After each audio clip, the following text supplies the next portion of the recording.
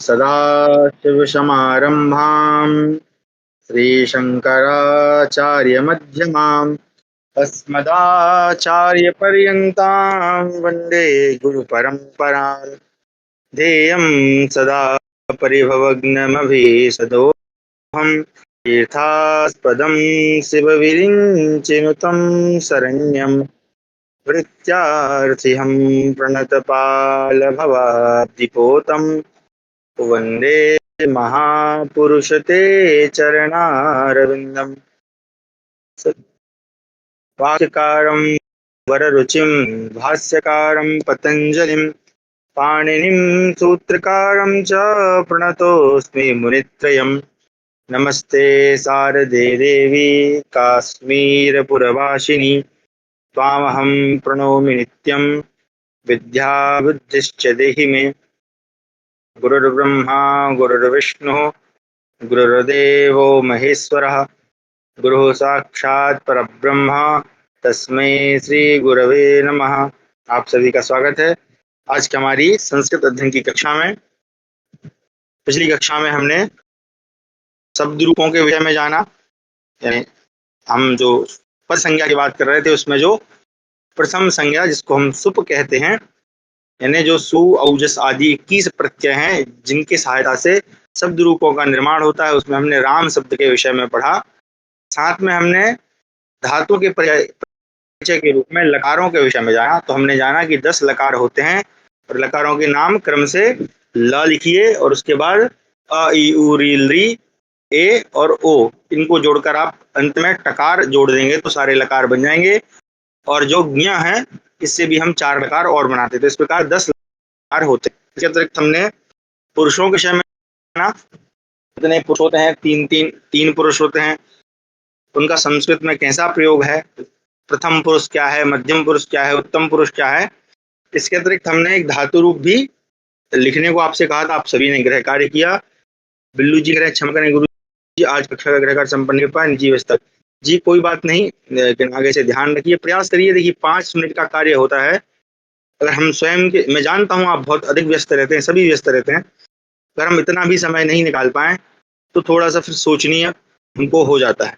इसलिए आगे से ध्यान रखिएगा कि 5 मिनट का समय स्वयं के लिए डालें, क्योंकि यहाँ हम सभी सीख रहे हैं। ठीक है जी, क्योंकि मैं भी जब कक्षा करता हूँ तो पहले भले ही मैं ये संस्कृत जो है कई वर्षों से पढ़ा रहा हूँ या पढ़ रहा हूँ, लेकिन जब कक्षा में आना होता है तो मैं पहले तैयारी करके आता हूँ। तो इस बात का आप लोग सभी ध्यान रखें कि गृह कार्य अवश्य संपन्न करें। ये मेरे लिए नहीं, आप लोगों के लिए। बाकी लोगों ने गृह कार्य किया, सबने रमा शब्द भी लिखा और पट धातु रूप भी है। तो आज हम पट धातु के रूप पढ़ेंगे और हम जो है आज वाक्यों को बनाना भी जानेंगे। ठीक है जी। और हमने फिर कल की कक्षा में ये भी देखा कि किस प्रकार से जो क्या बोलते हैं उसको, हमारे क्षमा करें मैं भूल रहा हूँ, चाहिए अगर याद आएगा तो बता दूंगा। अभी अचानक से बिल्लू जी के कारण वो दिमाग से निकल गया, कोई बात नहीं, ठीक है। तो अगर आ जाएगा तो मैं बता दूंगा। तो मतलब कल की कक्षा में जो सीखा था उसी को मैं रिपीट करने वाला था। ठीक है। तो कल हमने पुरुषों के विषय में जाना। हाँ, तो मैं ये कह रहा था कि हम जो है आज छोटे छोटे लघु वाक्य की ओर हम आज बढ़े। ठीक है। तो अब जो कल हमने 10 लकार पढ़े थे उनका एक्चुअल में क्या प्रयोग है, क्योंकि हमारे ग्रंथों में तो सभी 10 लकार हैं। तो वो 5 लकार को तो हम जान गए कि क्योंकि 5 लकार हमें पढ़ने हैं, लेकिन बाकी जो लकार हैं उनका क्या उपयोग है, किस प्रकार से उनका हम उपयोग करेंगे। लेकिन उसके पूर्व पहले हम कुछ आवश्यक बातें जो वाक्य बनाने के लिए जरूरी है उनको सीखते हैं। मैं स्क्रीन से करता हूँ। हम सभी जो है पठ धातु को पढ़ेंगे। ठीक है जी। पठ धातु का अर्थ मैंने बताया था पढ़ना, और आज जो है हम धातु लिस्ट भी तैयार करेंगे। मैं एक बार इसको प्रकार से घुमा लेता हूँ ताकि ठीक से दिखाई दे। चलिए, मैं यहाँ पर आपको मैं अष्टाध्यायी से ही पढ़ाने का प्रयास कर रहा हूँ ताकि आप लोग भी जो है सर्च इसी से करें। इसका अधिक से अधिक जितना अधिक आप प्रयोग करेंगे उतना जो है अधिक आपको इसका लाभ मिलेगा, क्योंकि इसमें सारा कुछ दिया हुआ। संस्कृत का केवल एक एप्लीकेशन ही जो है काफी है। चलिए यहाँ से हम खोल लेते हैं। तो एक सेकंड, एक ये वाला एप्लीकेशन खोलना भूल गया मैं, क्योंकि इसके कारण फिर दिखाई नहीं देगा। स्टार्ट कर देते हैं भाई साहब को। हाँ जी, चलिए। तो हम जो है धातु कौन सी है, धातु है पठ, है ना। मूल धातु आपको मैंने बताया था, मूल धातु अलग होती है, फिर उसके अनेक अनेक लकारों में रूप चलते हैं। तो जो पठ धातु है इसका लकार कौन सा है, हम पढ़ रहे हैं लट लकार। लट लकार आप सभी जानते हैं कौन से काल में होता है, ये हमने कल जाना था, वर्तमान काल में। ठीक है जी। तो और यहाँ पर मैंने बताया था ये एक वचन है, ये द्विवचन है, ये बहुवचन है, ये आपको ज्ञात होना चाहिए। अगर यहाँ नहीं समझ में आया तो अपनी कॉपी में देख लीजिएगा, आप लोगों ने लगभग सभी ने सही लिखा है ना। एक दो गलतियां थी उसको मैंने हाईलाइट कर दिया। और यहाँ पर जो है इसको थोड़ा ऊपर कर देते हैं, इसको हम यहाँ ले आते हैं। तो यहाँ पर जो है एक सेकेंड, अरे ये प्रॉब्लम वाला काम, चल। तो यहाँ पर जो है प्रथम पुरुष, मध्यम पुरुष और उत्तम पुरुष, ये सभी जो यहाँ पर रहेंगे। ठीक है, तो आप कॉपी में से देखे रहिएगा ताकि आपको समस्या ना हो देखने में। ये इनको भी यहाँ उठा के रख देते हैं। ठीक है, तो पढ़ते हैं, आप सभी लोग मेरे पीछे दोहराइएगा ताकि आपको पढ़ते भी बने, है ना। उच्चारण आप लोग सीख चुके हैं तो उच्चारण के हिसाब से हम पढ़ेंगे। तो सबसे पहला है, हम पढ़ेंगे पठ धातु लट लकारः। हाँ, सभी लोग बोलें, पठ धातु लट लकारः। ठीक है, लट लकारः मतलब वर्तमान काल। ये 5 लकार जो है वो आपको याद हो जाने चाहिए। ठीक है जी, क्योंकि पूछने वाला जो मौखिक गृह कार्य है वो मैं कभी भी पूछ सकता हूँ। आपको मैंने कल एक कथा भी सुनाई थी कि पढ़ा हुआ भूला क्यों, क्योंकि हमने पलटा के नहीं देखा। तो उसको पलटा के देखते रहना है जब जब समय मिलता है। आप या जिस प्रकार से आपकी जो दिनचर्या है, आप सभी मोबाइल फोन का उपयोग करते हैं, आप सभी जानते हैं एक डॉक्यूमेंट बनाने के लिए एप्लीकेशन होता है।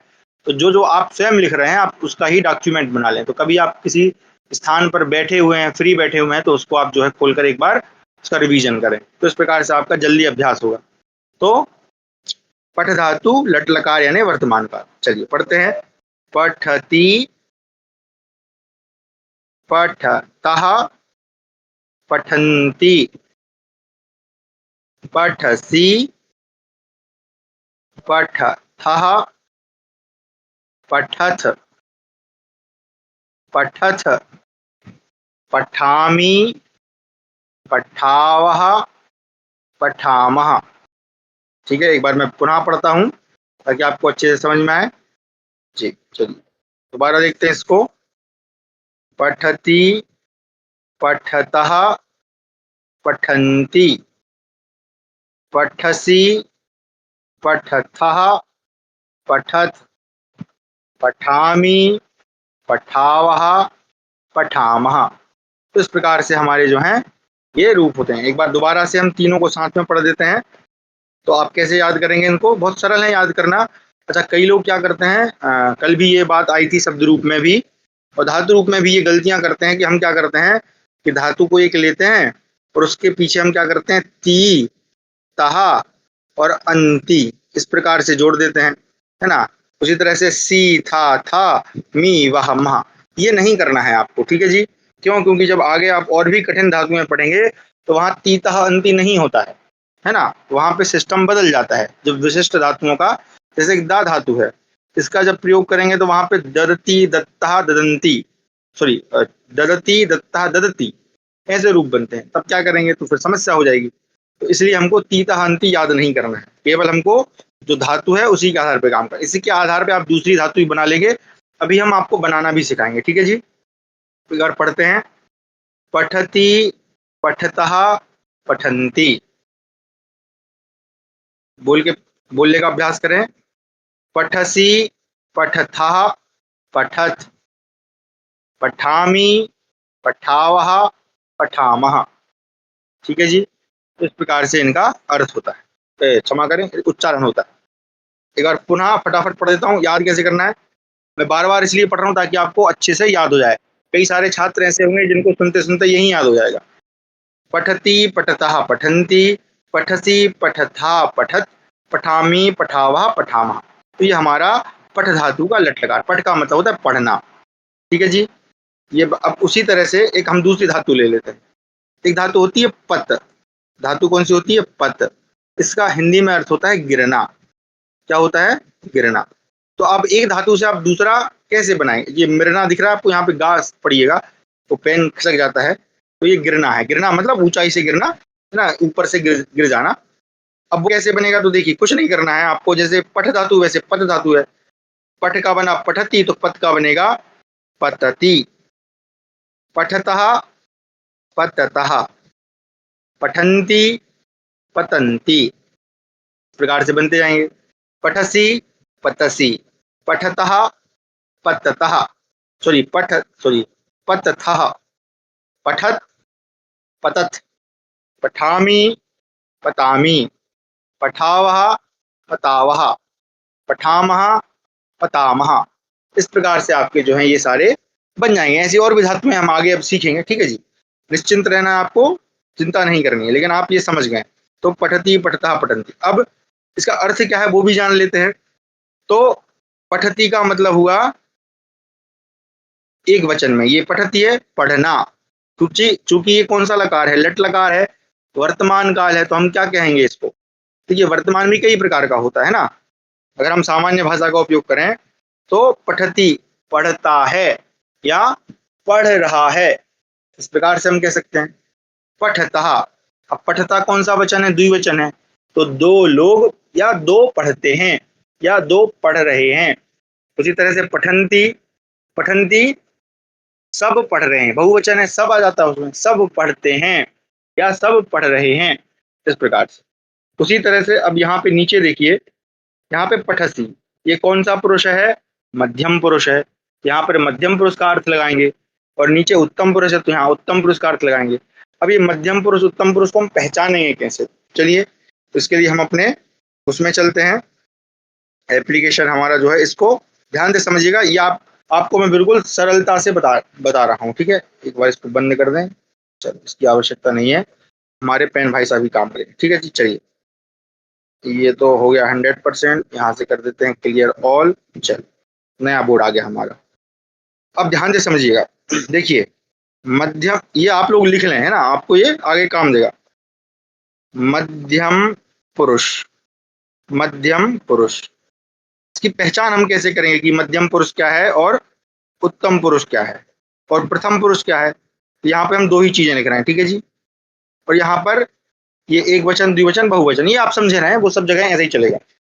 अब मध्यम पुरुष को हम कैसे जानेंगे, तो ठीक है, तो देखिए इसमें सामने लिखिए त्वम, त्वम एक वचन में, द्विवचन में आ जाएगा युवाम, युवाम, और इसके बहुवचन में आ जाएगा यूयम, यूयम।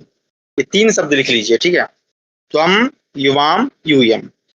हिंदी में इसका अर्थ लिखना चाहें तो त्वम का मतलब होता है तुम, युवाम चूंकि द्विवचन है तो क्या हो जाएगा, तुम दोनों, ठीक है, तुम दोनों, हिंदी में अर्थ है इसका। और यूयम का मतलब क्या हो जाएगा, तुम सब। ये इसका हिंदी अर्थ भी लिख दिया सरलता के लिए, ठीक है। उसी तरह से ये हमारा उत्तम पुरुष है, मैं थोड़ा नीचे लिख देता हूँ, ठीक है। उत्तम पुरुष क्या हो जाएगा, लिखिएगा अहम, यहाँ पर होगा आवाम, और यहाँ पर हो जाएगा वयम, ठीक है। अहम, सॉरी, इसको अहम को भी थोड़ा सही लिख देता हूँ, मैंने गलत लिखा है, इसको आप इस प्रकार से लिखें ताकि ज्यादा स्पष्टता हो। अहम, अहम, आवाम, वयम, इस प्रकार से ये तीन जो है उत्तम पुरुष है, ठीक है। अब इनका अर्थ लिख लेते हैं। अहम का मतलब होता है मैं, है ना। आवाम का मतलब क्या होगा, हम दोनों, हम दोनों, आवाम हम दोनों, ये लिखते जाइए आप लोग, फिर मैं इसको बता रहा हूँ तो प्रयोग कैसे करना है। और वयम का मतलब हो जाएगा हम सब, ठीक है जी। अहम, आवाम, वयम, तो ये टोटल कितने शब्द हैं, 6 शब्द हैं। त्वम, युवाम, यूयम, अहम, आवाम, वयम, ठीक है। मैं समझता हूँ आप लोगों ने लिख लिया होगा। अब देखिए इसका प्रयोग क्या है। आप यूं समझिए कि अगर आपको ये 6 शब्द याद हो गए तो आपको मध्यम पुरुष और उत्तम पुरुष समझ में आ गया।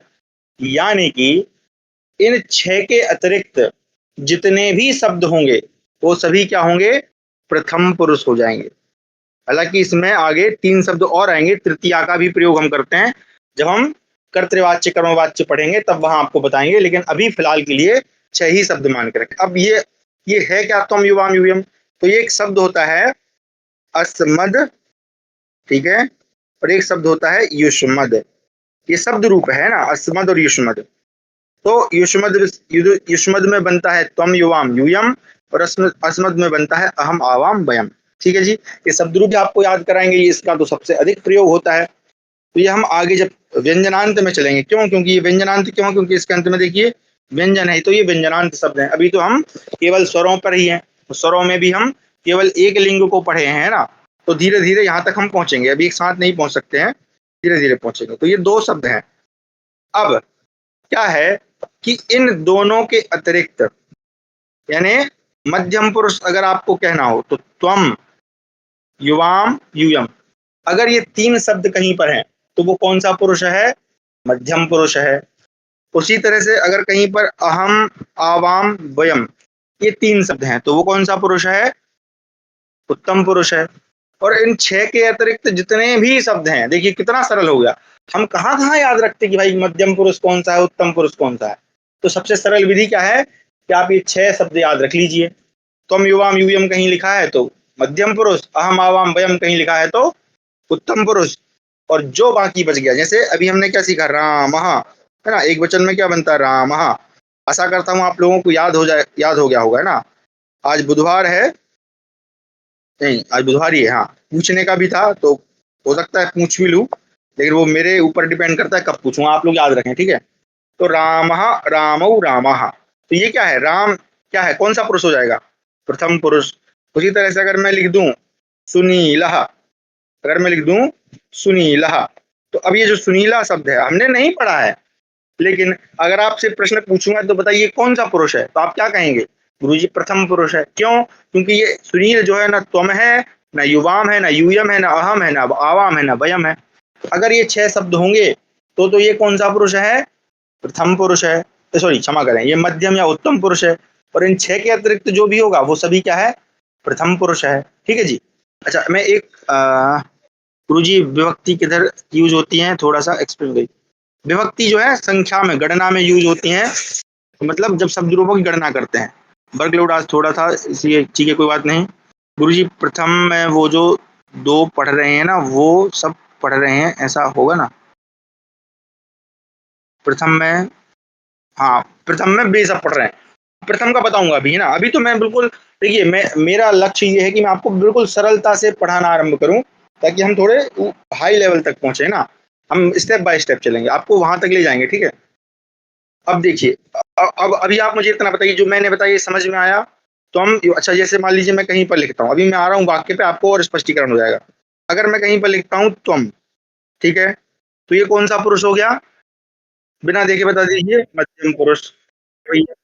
अच्छा, अब अगर कहीं पर मैं लिख देता हूँ, मान लो किसी का नाम ही लिख देता हूँ, मैं लिख देता हूँ लूसीफर, ये कौन सा पुरुष हो गया भैया? हाँ, ये कौन सा पुरुष है? प्रथम है कि उत्तम है?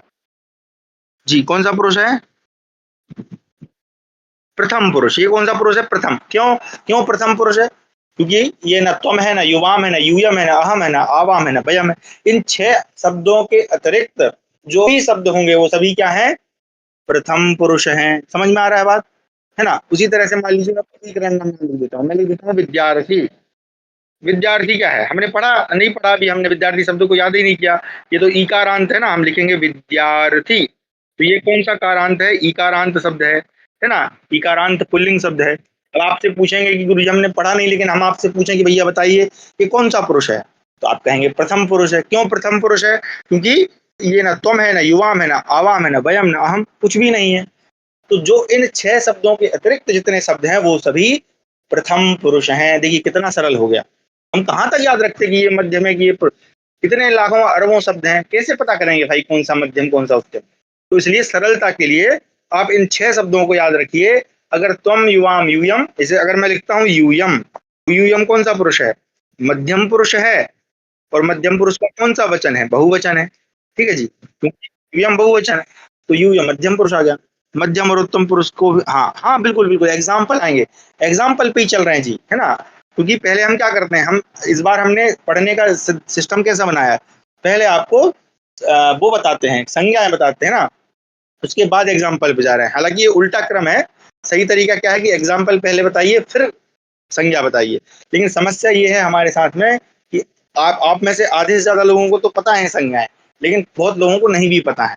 और अलग अलग भाषी जो हैं वो हैं, इसलिए मैं पहले इसको रख देता हूँ, फिर बाद में एग्जाम्पल दूंगा जी, है ना। तो इस प्रकार से आपको समझ में आ गया। अगर मान लीजिए मैं लिखता हूं कहीं पर वयम, तो वयम का मतलब क्या हो गया, ये कौन सा पुरुष है, सीधा सिंपल सवाल, वयम कौन सा पुरुष है, उत्तम पुरुष है। ठीक है जी, इतना समझ में आ गया, चलिए बहुत बढ़िया। अब हम आते हैं एग्जाम्पल पर। अब देखिए हम बनाते हैं वाक्य। ठीक है जी, अब हम आ रहे हैं वाक्य बनाने पे। तो मान लीजिए वाक्य बनाते समय आपको एक बहुत विशेष बात याद रखनी है। ये सूत्र जो है गांठ बांध लीजिए। सूत्र है, मतलब पाणिनि जी का सूत्र नहीं है, लेकिन ये विद्वानों द्वारा निर्मित किया गया सूत्र है। क्या लिखा है, कर्तानुसारी क्रिया। कर्तानुसारी क्रिया क्या मतलब है इसका, कि जो क्रिया है यानी जो धातु है ना, धातु को क्रिया कहते हैं। तो जो धातु रूप है वो हमेशा कर्ता के अनुसार होगा। किसके अनुसार होगा, कर्ता के अनुसार होगा। अब आप कहेंगे गुरु जी ये कर्ता कौन है, तो देखिए कर्ता जो है कारक है। अब आपको कल हम कारक पढ़ाएंगे, लेकिन अभी आप यूं समझें कर्ता मतलब कौन, करने वाला। इसका हिंदी सिंपल सा अर्थ है करने वाला। अब दूसरा प्रश्न उठ गया कि भैया क्या करने वाला, तो करने वाला क्या, किसको करने वाला, क्रिया को करने वाला। क्रिया मतलब कोई भी काम। तो कोई भी काम जो किया जाता है उस काम को करने वाला कौन होता है, कर्ता। कौन होता है, कर्ता। समझ में आ गया इतना। और भी इसके अलावा अतिरिक्त 6 कारक और हैं, वो हम कल पढ़ेंगे। ठीक है, लेकिन अभी कर्तानुसारी, कर्ता समझ में आ गया। तो ये एक सूत्र है, इसको बिल्कुल आप गांठ बांध के रख लें, क्योंकि इसके इसके बिना जो है हमारा काम नहीं चलेगा। ठीक है, कर्तानुसारी क्रिया। इसका मतलब क्या हुआ कि जो क्रिया है वो किसके अनुसार चलती है, कर्ता के अनुसार। कहने का मतलब क्या हुआ कि कर्ता, जैसे मैं लिखता हूँ रामः, हमने ये शब्द पढ़ा है रामः। अगर रामः ये कौन सा वचन है जी, एक वचन है ना। द्विवचन में क्या है, रामऊ। आप लोगों को याद हो जाना चाहिए ना, प्रथमा एक वचन, प्रथमा द्विवचन, प्रथमा बहुवचन क्या बनेगा, रामाः। ठीक है, बहुत बढ़िया। तो अब क्या है, कर्तानुसारी क्रिया कैसे अप्लाई करेंगे, तो जैसा कर्ता होगा वैसी ही क्रिया होगी। मतलब कि कर्ता अगर एक वचन है तो या देखिए जरा पठती के आपने रूप लिखे हैं कॉपी में, उसके ऊपर भी तो लिखा है ना एक वचन द्विवचन बहुवचन। क्यों लिखा है, वो इसलिए लिखा है कि जब कर्ता एक वचन है तो क्रिया भी क्या होगी, एक वचन होगी। तो यानी यहाँ पर हम क्या लगाएंगे, पठती। यहाँ पर हम पठता नहीं लिख सकते हैं। क्यों नहीं लिख सकते, क्योंकि पठता तो द्विवचन है और पठती एक वचन है। अच्छा, एक प्रश्न ये उठ सकता है कि गुरुजी क्या यहाँ हम पठामी लिख सकते हैं, क्योंकि वो भी तो एक वचन है। या हम पठसी लिख सकते हैं क्या, इसको थोड़ा सा नीचे कर देते हैं, क्या पठसी लिख सकते हैं क्या, क्योंकि ये भी एक वचन है। ये प्रश्न उठ सकता है बिल्कुल। तो मेरा उत्तर होगा नहीं। क्यों नहीं लिख सकते, क्योंकि अभी थोड़ी देर पहले बताया कि अहम आवाम वयम त्वम युवाम यूयम, इन 6 को छोड़कर बाकी जितने शब्द हैं वो सभी क्या है, प्रथम पुरुष हैं। तो जो राम है क्या ये उन 6 शब्दों में आता है, नहीं आता। इसलिए राम कौन सा पुरुष है, प्रथम पुरुष है। तो जब हमारा कर्ता राम प्रथम पुरुष है तो क्रिया भी क्या होनी चाहिए, प्रथम पुरुष की होनी चाहिए। आई बात समझ में, यानी अगर कर्ता प्रथम पुरुष का है तो क्रिया भी प्रथम पुरुष की लगेगी। एक वचन है तो एक वचन लगेगा। उसी तरह से अगर द्विवचन है तो हम क्या बोलेंगे, रामौ पठतः। यहाँ पर क्या होगा, पठतः। रामः पठति, रामौ पठतः। और यहाँ पे बहुवचन में क्या हो जाएगा, रामाः। तो बहुवचन में क्या है, पठन्ति। ठीक है जी, यहाँ पर हम पठामः नहीं लिख सकते हैं। क्यों नहीं लिख सकते, क्योंकि ये पठामा जो है उत्तम पुरुष है और राम जो है प्रथम पुरुष है। बात समझ में आ गई, कितनी इंपॉर्टेंट क्लास। और हाँ जी, कोई बात नहीं, यूट्यूब से देख लीजिएगा।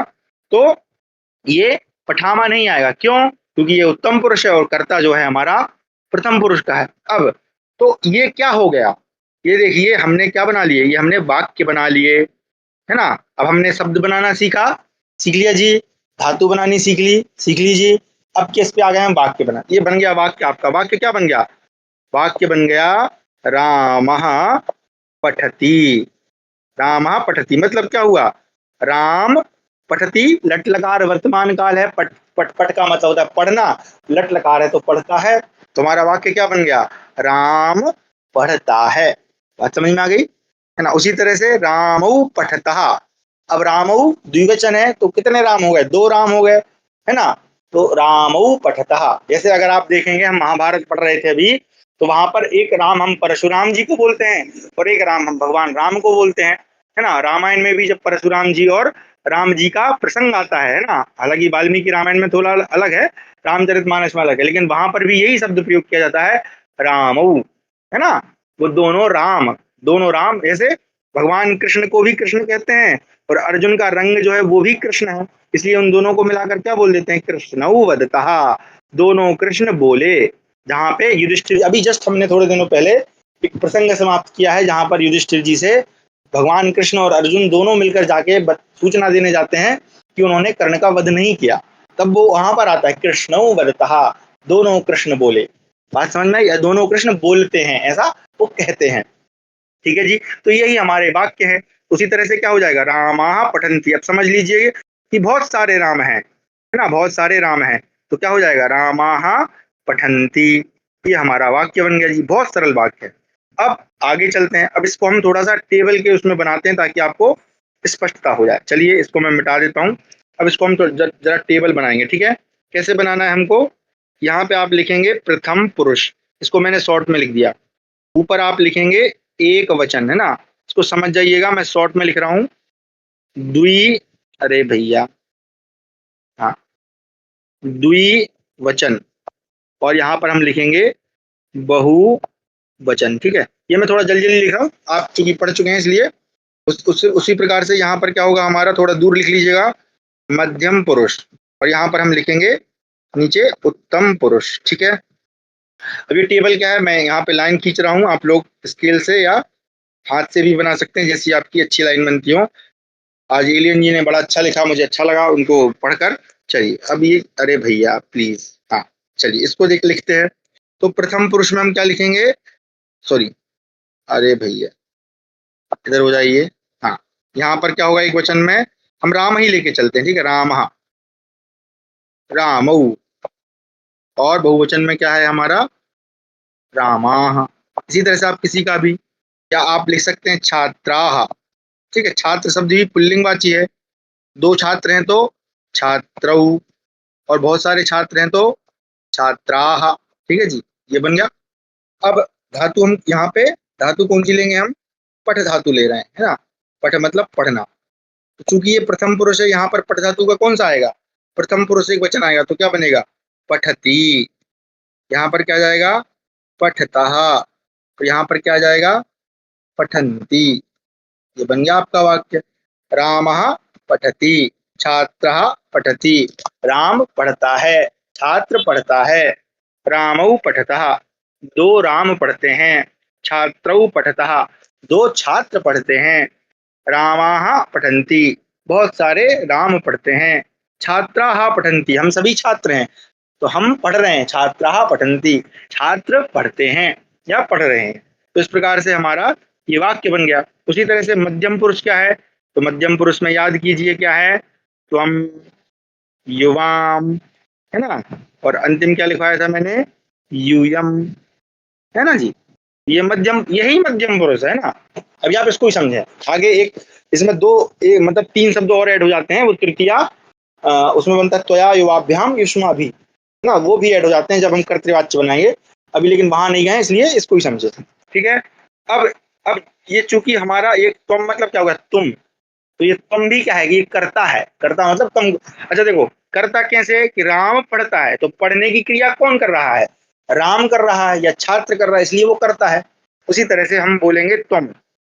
अब तुम के साथ क्या आना चाहिए, पठामी कि पठसी, क्या आएगा, पठसी आएगा।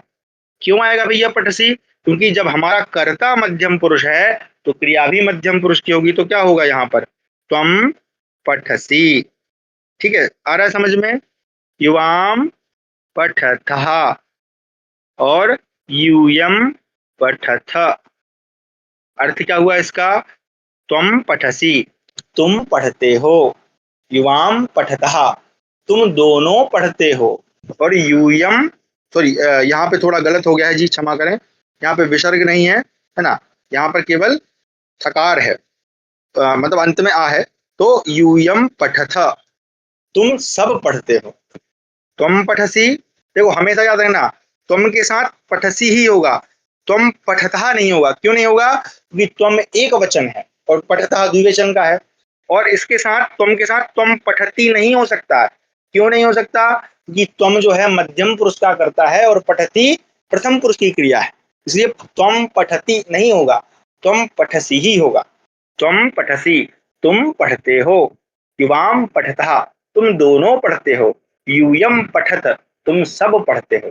उसी तरह से आ जाइए, अंतिम बचा हमारा, क्या बचा भैया? उत्तम पुरुष। तो क्या है यहाँ पर? अहम, आवाम और वयम। ये इसके, ये मध्य उत्तम पुरुष के ये तीनों कर्ता है ना। देखो, ये त्वम युवाम युवम ये मध्यम पुरुष के कर्ता है, अहम आवाम वयम ये उत्तम पुरुष के करता है। बस ये 6 ही हैं। बाकी जो बच गया, जितने भी बच गए वो सारे प्रथम पुरुष में डालते जाइए। ठीक है जी, चलिए। अच्छा, अब यहाँ पर क्या होगा? जब कर्ता हमारा उत्तम पुरुष है तो क्रिया भी क्या होगी? उत्तम पुरुष की होगी। तो क्या बनेगा? अहम पठामी, मैं पढ़ता हूँ, है ना। आवाम पठामह, अब मान लीजिए मैं और समय जी पढ़ रहे हैं, तो मैं क्या बोलूंगा? आवाम पठामा, हम दोनों पढ़ते हैं। उसी तरह से वयम, सॉरी, यहाँ पे पठामा नहीं होगा, पठावह होगा। मैं जल्दी जल्दी में थोड़ा गलत लिख देता हूँ, इसको सही कर लीजिएगा। तो पठावह है ना, आवाम पठावह, करेक्ट कर लीजिएगा इसको। वयम पठामह, यानी हम सभी पढ़ते हैं। वयम पठामह, तो इस प्रकार से हमारा ये वाक्य बन गया। अहम पठामी, मैं पढ़ता हूँ। आवाम पठावा, हम दोनों पढ़ते हैं। वयम पठामा, हम सभी पढ़ते हैं। क्योंकि देखिए कितना सरल है वाक्य बनाना। तो ये दो, देखो वाक्य कैसे, अभी हम 2 शब्दों का बना रहे हैं। ये तो संस्कृत में तो बहुत सारे वाक्य बनते हैं ना। आगे जब हम कारक पढ़ेंगे तो आप जो है 3-3 शब्दों के वाक्य बनाएंगे, 4-4 शब्दों के वाक्य बनाएंगे। ठीक है जी, ऐसे कई सारे आप वाक्य बनाना सीखेंगे, निश्चिंत रहिएगा। ये हमारा पहला स्टेप है। अब आप लोग एक बार बताइए कि आपको समझ में आया या नहीं, या इसको दोबारा एक्सप्लेन करना है, क्योंकि ये अति महत्वपूर्ण है। ठीक है जी, तो एक बार जी, कोई किसी का प्रश्न है तो पूछ सकते हैं। हाँ, प्रथमा विभक्ति क्यों ली? बहुत बढ़िया, बहुत अच्छा प्रश्न है। तो देखिए, इसका उत्तर हमें कारक में मिलेगा। अभी आपके मतलब उसके लिए प्रथमा इसलिए ली हमने, क्योंकि जो यहाँ पर कर्ता है ना, कर्ता मतलब क्रिया को करने वाला, वो कर्ता हमेशा प्रथमा में ही होता है। अब हम जब कल कारक पढ़ेंगे तो आपको और स्पष्टता हो जाएगी, है ना। कारक को मैं थोड़ा सा डिटेल में लेके जाऊंगा, वो एक हो सकता है हमारी कारक की कक्षा 2 दिन तक चले, है ना, क्योंकि वो भी एक अलग विषय है ना। अभी हम धातु रूप तक पहुंचे हैं। तो ये कारक यहाँ पर कौन सा हुआ? कर्ता। प्रथमा ही क्यों हुई? क्योंकि कर्ता में हमेशा प्रथमा ही विभक्ति होती है। द्वितीय तृतीया, जैसे हम यहाँ पे रामम पठती, रामम पठती, तो ये कौन सी विभक्ति है? द्वितीय विभक्ति है। द्वितीय नहीं लगा सकते हैं, क्यों? क्योंकि ये दूसरा कारक है। तो इसलिए या आपका उत्तर ये है कि कर्ता में हमेशा प्रथमा ही होगी। ठीक है जी, चलिए समझ गए गुरु जी, चलिए बहुत बढ़िया।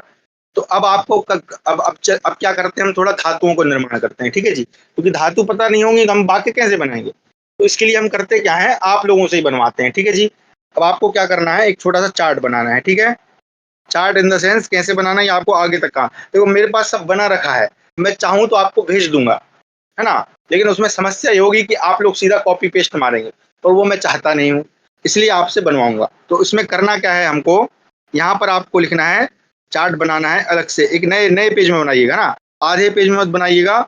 और पेज के साथ में क्या करिएगा, क्योंकि हमको लगभग यहाँ पर 50 धातुएं लिखनी, कितनी लिखनी है? 50। तो आपकी जो एक काम करता हूँ, मैं आपको बताता हूँ। यहाँ से रुक जाओ, यहाँ से अगर वो बैकग्राउंड, हाँ मैं यहाँ से निकालने की प्रयास करता हूँ, ये वाला नहीं, ये वाला ज्यादा होगा। ये इस तरह की कॉपी होती है ना, 4 लाइन वाली हमारी। तो इसमें क्या है, आपको क्या करना है, कि जो पेज है, जैसे मान लीजिए 2 पेज हैं, तो एक पेज तो यहाँ छोड़ना है, और दूसरा जो बगल वाला पेज है उसको भी छोड़ना है, या आप पीछे तरफ छोड़ दें, या आप ऐसा पेज चुने कि इसमें एक पेज यहाँ हो, एक पेज यहाँ हो, है ना, 2 तरह से। इसको ध्यान रखिएगा कि हम थोड़ा लंबा सा चार्ट बनाएंगे ना। और आपको क्या करना है, यहाँ से 1 2 3 4 करके ऐसे 50 पेज लिखने हैं ना। तो कैसे सारणी, हम एक तालिका बना रहे हैं, एक सारणी बना रहे हैं, तो कैसे बनाना है आपको, यहाँ पे आप लिखेंगे धातु। ठीक है जी, धातु। उसके बगल में आप लिखेंगे हिंदी अर्थ, क्योंकि हिंदी अर्थ नहीं पता होगा तो हमको पता ही नहीं चलेगा कि वो धातु का अर्थ क्या है ना? धातु मतलब हम मूल धातु लिख रहे हैं, धातु हिंदी अर्थ। और अब यहाँ पर आप लिखेंगे लट। फिर यहाँ पर हमने दूसरा लकार कौन सा है, लृट, ठीक है जी। फिर आगे उसी प्रकार से कौन सा है, लोट। उसके बाद कौन सा है, विधिलिंग। ये क्रम जो है मैंने बदल दिया है, ठीक है, विधिलिंग। और अंत में आप लिखेंगे कौन सा लकार, लंग लकार। लंग लकार हालांकि पहले पढ़ा जाता है, लेकिन सरलता के लिए मैंने गलत ही लिख दिया। एक मिनट, गा नहीं होगा, केवल ज्ञा होगा, है ना। लंग लकार, इस प्रकार से लंग लकार, है ना। विधिलिंग, विधिलिंग में भी हाँ ये ज्ञा आधा ही रहेगा, ठीक है जी, चलिए हो गया। तो विधिलिंग लकार। तो इस प्रकार से आपको पांचों लकार बनाने हैं। इसको थोड़ा छोटा, अच्छा लॉक, जूम लॉक है मेरा, इसको थोड़ा सा छोटा करता हूँ ताकि अच्छे से समझ। तो ऐसी हमको एक क्या बनानी है, सारणी बनानी है। ऊपर आप लिख लें तालिका, सारणी, कुछ भी कह सकते हैं, टेबल जिसको हम कहते हैं ना। तो ये कौन सी सारणी है, हमारी धातु सारणी है। ये कौन सी सारणी है, हाँ, ए भैया, धातु सारणी है ना, ऐसा नाम दे दें उसको, धातु तालिका, धातु सारणी, है ना, जो जो आप देना चाहे। अब यहाँ पर हम क्या करेंगे, धातु लिखेंगे, यहाँ उसका हिंदी अर्थ लिखेंगे, यहाँ लट लकार लिखेंगे, यहाँ लिट लकार लिखेंगे, यहाँ लोट, यहाँ विधिलिंग और यहाँ लंग लकार। और ये कब लिखेंगे, जब हम पढ़ते जाएंगे, ठीक है जी। चलिए, अब आप सभी से मेरा प्रश्न है, आपको थोड़ा सबको जागृत होना पड़ेगा। कम से कम अब आज के दिन जो है 20-25 धातुएं तो लिख लें, जो हम हमारे दैनंदिन में प्रयोग होते हैं। चलिए, अब आप सभी जो है अपने मन में एक, आपको मैं 30 सेकंड का समय दे रहा हूं, सभी लोग जो है अपने मन में सोच लें कोई ऐसा काम जो आप सुबह से लेकर शाम तक करते हैं, यानी उठने से लेकर रात्रि के सोने तक जो जो आप काम करते हैं, ठीक है जी। अब उसको लिखना कैसे है आपको, वो सुनिए। जैसे आप पढ़ते हैं तो आप लिखेंगे पढ़ना, अगर आप लिखते हैं तो आप लिखेंगे लिखना। तो ऐसे और कौन से काम हैं जो आप करते हैं, ऐसे सबको 3-3 काम सबको लिखना है, ठीक है जी। जरा सोच के लिखना स्टार्ट करिए। तो वही काम यहाँ पर लिखूंगा, और यहाँ पे आप क्रमांक देते जाइएगा, 1 2 3 4 5 6, जितने हो जाएंगे। अध्ययन, बहुत बढ़िया, इनको हम पढ़ना ही कह सकते हैं, है ना। अध्ययन करते हैं, बहुत बढ़िया। पढ़ना, तो सबसे पहले तो एक धातु लिख लीजिए, पठ, है ना। पठ का हिंदी अर्थ क्या हो गया, पढ़ना, है ना। अध्ययन के लिए भी अलग धातु है, लेकिन इसको हम पढ़ने के लिए ले रहे हैं। और लट लकार में क्या बनता है जी, इसका पठती बनता है, बहुत बढ़िया। चलिए, अभी हमने लिट लोट ये नहीं पढ़े, जब पढ़ेंगे तो हम इसको ही भरेंगे ना। खाना, बहुत बढ़िया। खाने के लिए कौन सी धातु होती है, अब लिखते जाइए। खाने के लिए धातु होती है खाद। खाने के लिए कौन सी धातु होती है, खाद। खाद, खाना, यानी भोजन करना। खाना जो है थोड़ा उर्दू शब्द है, तो अच्छा नहीं लगता सुनने में। तो खाना और खाना, खाना क्रिया हो जाती है ना, तो अब इसको कह देते हैं भोजन करना, हिंदी में भोजन करना। अच्छा, अब आपसे मेरा प्रश्न है कि जब पठ का पठती बना, तो खाद का क्या बनेगा, खादती, है ना। इसको भी लिखते जाइए साथ में, ताकि आपको पता रहे। तो जैसे पठती, पठता, पठंती, खादती, खादता, खादंती बन जाएगा जी। चलिए, बहुत बढ़िया। स्नान, हाँ स्नान, भोजन खाना एक हो गया, स्नान, बहुत बढ़िया।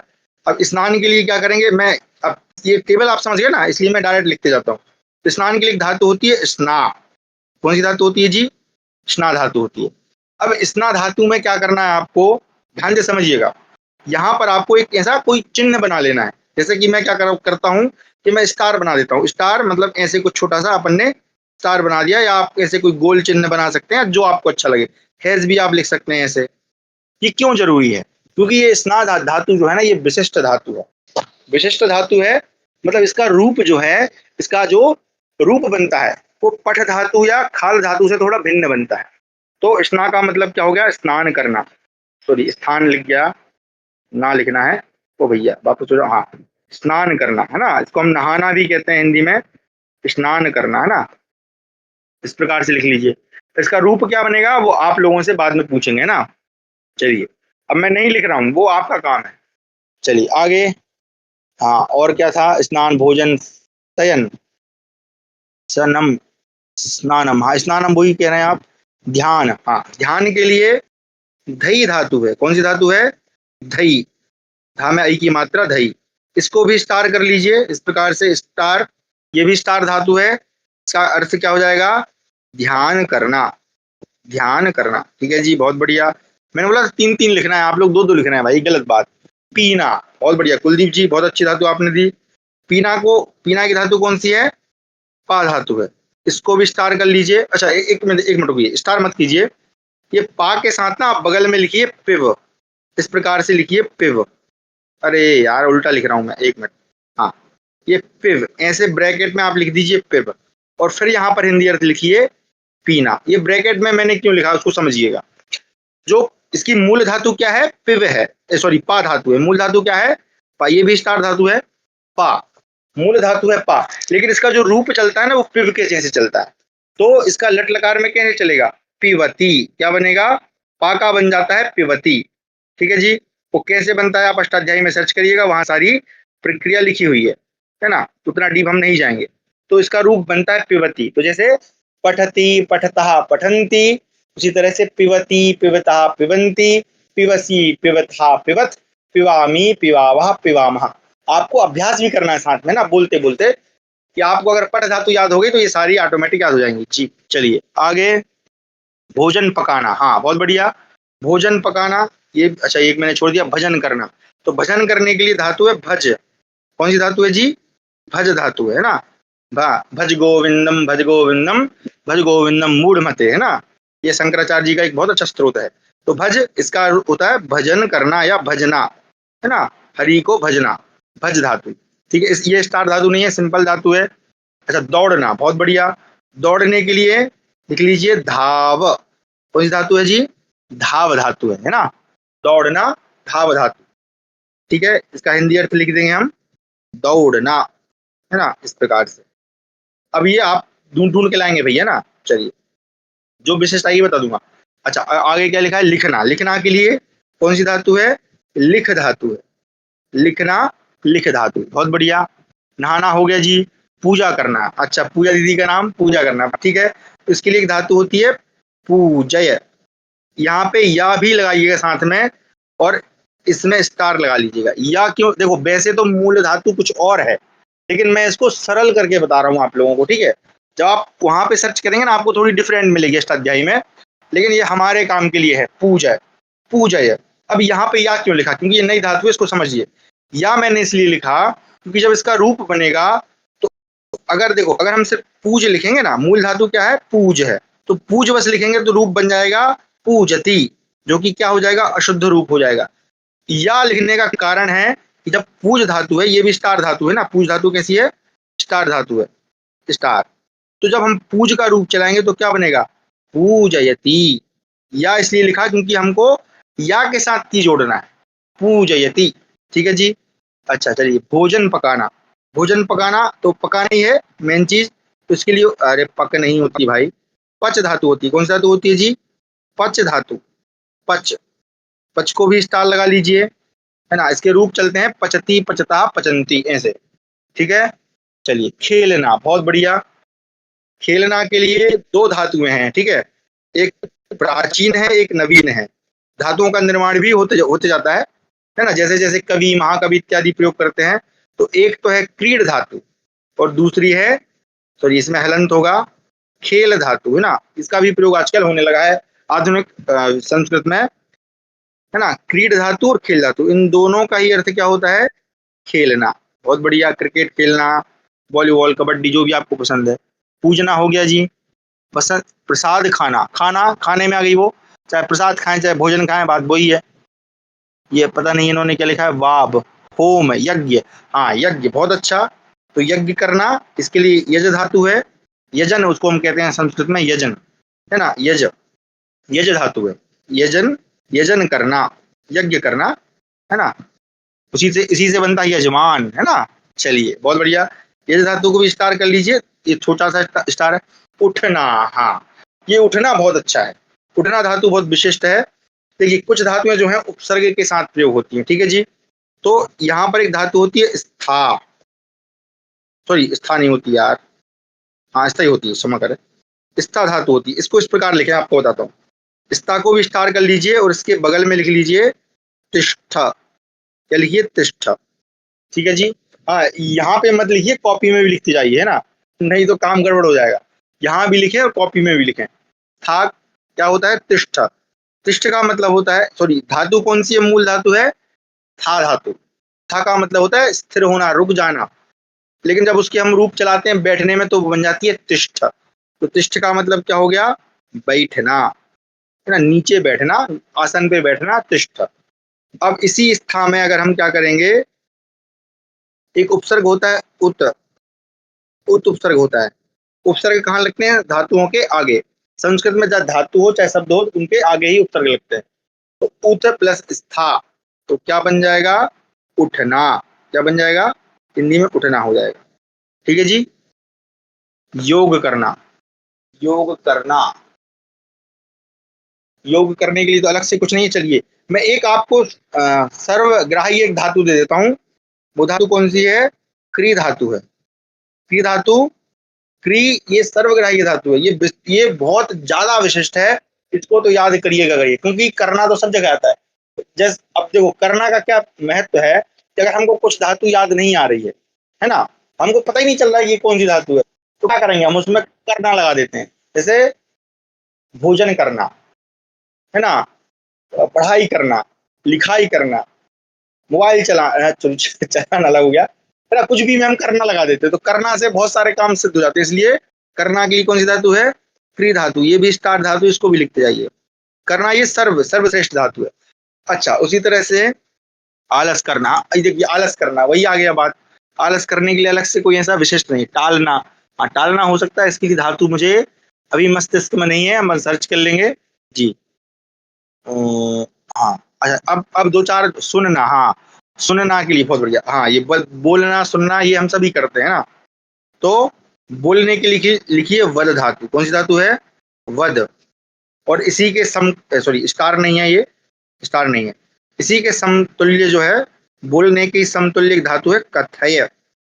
इसका हिंदी अर्थ होगा बोलना। और कथय का मतलब होता है कहना। इसी से कथा शब्द बनता है ना। कथा, वो कथा कह रहे हैं, वो ऐसा कह रहा था। ठीक है जी।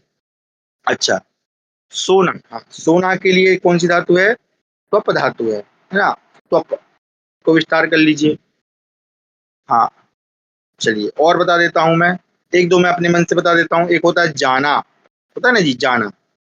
हाँ, अरे हिंदी में कहा लिख दिया, पहले यहाँ पर संस्कृत में लिखना। तो ये भी बहुत विशिष्ट धातु है गम। इसका बहुत अधिक प्रयोग होता है। राम वन को गए, तो गम धातु में भी स्टार कर लीजिए। और इसके बगल में लिख दीजिए गच्छ, गच्छ लिख दीजिए। गच्छ क्यों? क्योंकि जो मूल धातु है तो गम है, लेकिन जब उसका रूप बनता है तो गच्छ बनता है।